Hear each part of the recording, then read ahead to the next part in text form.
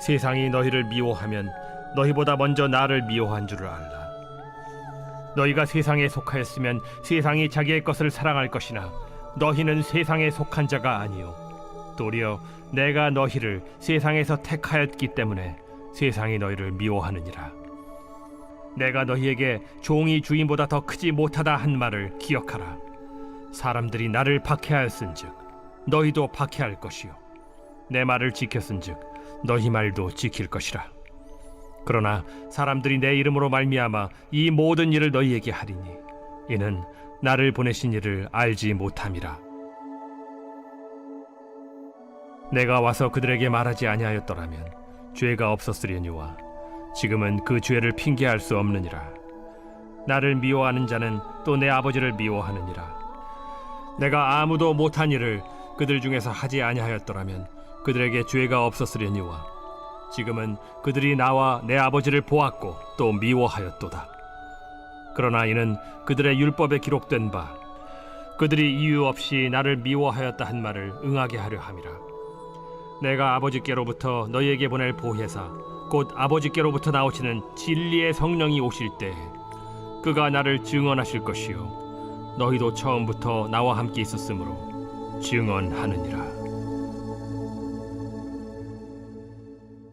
여러분, 우리가 신앙생활을 하다 보면 칭찬을 받아야 되겠지만 미움도 받을 수 있다는 것을 알아야 됩니다. 감리교의 창시자인 요한 웨슬레 목사님은 원래 영국 국교회 목사님이셨습니다. 그런데 이 목사님이 성령 충만하신 다음에 영국 국교회 지도자들로부터 배척을 당한 것입니다. 웨슬레 목사님이 죄회개에 대한 설교를 하고 위선적인 신앙생활이 이제는 정말 성령 충만한 신앙생활이 되어야 한다는 말씀을 하신 겁니다. 그러니까 교회의 지도자들이 그 말을 듣고 마음이 불편해지기 시작한 겁니다. 그래서 설교단에 세우지를 않았습니다. 그래서 웨슬리 목사님과 교회 성도들이 감리교회를 세울 수밖에 없었던 것입니다. 여러분, 예수를 잘 믿게 되었는데 이제는 정말 예수님이 내 주님이 되시는 사람이 되었는데 어떻게 미움을 받을 수 있습니까? 여러분, 그런데 예수님도 그러셨어요. 오늘 본문의 18절을 보니까 이런 말씀을 하십니다. 세상이 너희를 미워하면, 미워하는 일이 일어날 수 있다는 것입니다. 세상이 너희를 미워하면 너희보다 먼저 나를 미워한 줄을 알라. 예수님이 미움을 받으셨습니다. 여러분, 십자가 자체가 예수님이 미움을 받은 증거가 아닙니까? 예수님은 온 인류를 구원하기 위해 오셨습니다. 그런데 미움을 받으신 겁니다. 십자가의 죽임을 당하신 것입니다. 그렇기 때문에 예수님의 제자들도 똑같이 미움 당하는 것이 당연하다는 것입니다. 여러분, 예수님이 미움 받으신 이유가 없습니다.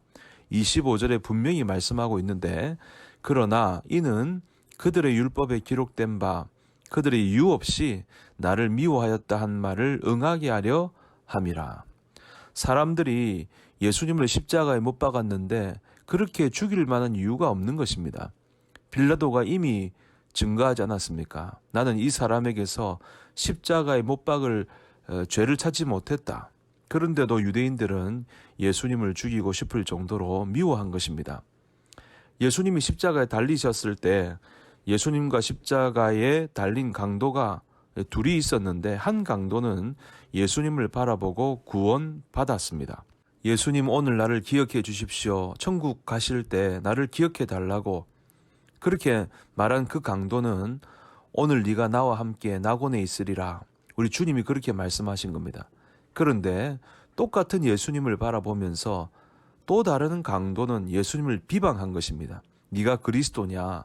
그러면 너와 나를 구원해봐라 하면서 예수님에게 함부로 말을 한 것입니다.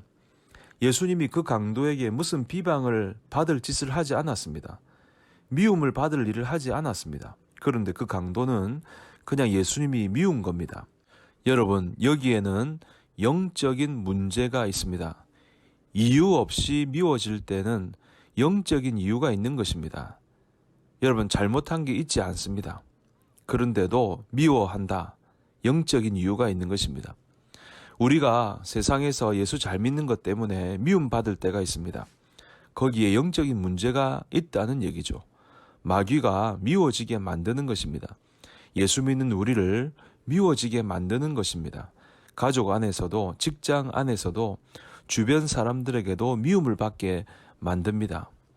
여러분, 우리 성도님들 가운데 이런 분이 계셨습니다. 직장 생활을 하는데 승진할 때가 되었는데 승진이 안 되더라는 겁니다. 다른 누구보다도 열심히 일하고 인정도 받는 분인데 승진이 안 되니까 상사를 찾아가서 물어봤습니다. 왜 승진이 안 되냐고. 그러니까 그 상사가 하는 말이 당신은 직장이 우선이 아니라 교회가 우선이라서 승진을 못 시켜준다는 것입니다. 그래서 이분이 아무 말 하지 않고 돌아왔다는 것입니다. 기독교인으로서 받는 미움이라고 여긴 것입니다. 그러면 여러분, 우리가 세상의 미움을 받으면 어떻게 해야 될까요? 우선은 그 자체가 너무나도 감사한 일입니다. 왜냐하면 이제부터는 세상에 속한 사람이 아니라는 증거이기 때문입니다. 내가 전에는 세상에 속한 사람이었습니다. 그러나 이제는 세상에 속한 사람이 아니라는 것입니다. 19절에 보니까 너희가 세상에 속하였으면 세상이 자기의 것을 사랑할 것이나 너희는 세상에 속한 것이 아니요 내가 너희를 세상에서 택하였기 때문에 세상이 너희를 미워하느니라. 여러분, 우리가 고난 안 받을 수 있습니다. 미움 안 받을 수 있습니다. 여러분이 예수 믿는 것 포기하면 됩니다. 그러면 세상 사람들과 똑같은 겁니다. 여러분, 세상 사람들이 자기와 똑같은 사람을 왜 비난합니까?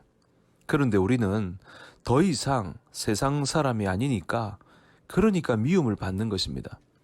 그러므로 예수님의 이름으로 미움을 받는 것은 참으로 감사한 일입니다. 여러분, 우리에게 그런 믿음이 있어야 될 줄로 믿습니다. 그런데 여러분, 한 걸음 더 나아가서 미움 받는 것이 축복이라고 하셨습니다. 마태복음 5장 11절에 보니까 나로 말미암아 너희를 욕하고 박해하고 거짓으로 너희를 거슬러 모든 악한 말을 할 때에는 너희에게 복이 있나니 기뻐하고 즐거워하라. 하늘에서 너희의 상이 큼이라. 너희 전에 있던 선지자들도 이같이 박해하였느니라. 혹시 여러분 없는 말로 모함을 당하고 여러분을 욕을 하고 핍박하고 그런 일을 겪으십니까? 단지 예수 믿는 것 때문에. 그렇다면 기뻐하고 즐거워하라고 말씀하십니다. 하늘에서 상이 크다고 말씀하십니다. 우리가 예수 믿는 것 때문에 미움당하고 박해를 당한다면 오히려 기뻐하시기를 바랍니다. 하나님이 하늘에서 상이 크다고 하셨습니다. 그런 사람이 여러분 믿음이 검증된 사람인 것입니다. 그러므로 여러분이 예수 믿는 것 때문에 고난당하고 어려움을 당하십니까? 말로 상처를 받습니까? 오히려 감사하고 오히려 기뻐하고 즐거워하심으로 여러분의 믿음을 보여주는 저와 여러분들 다 되시기를 주님의 이름으로 축복합니다.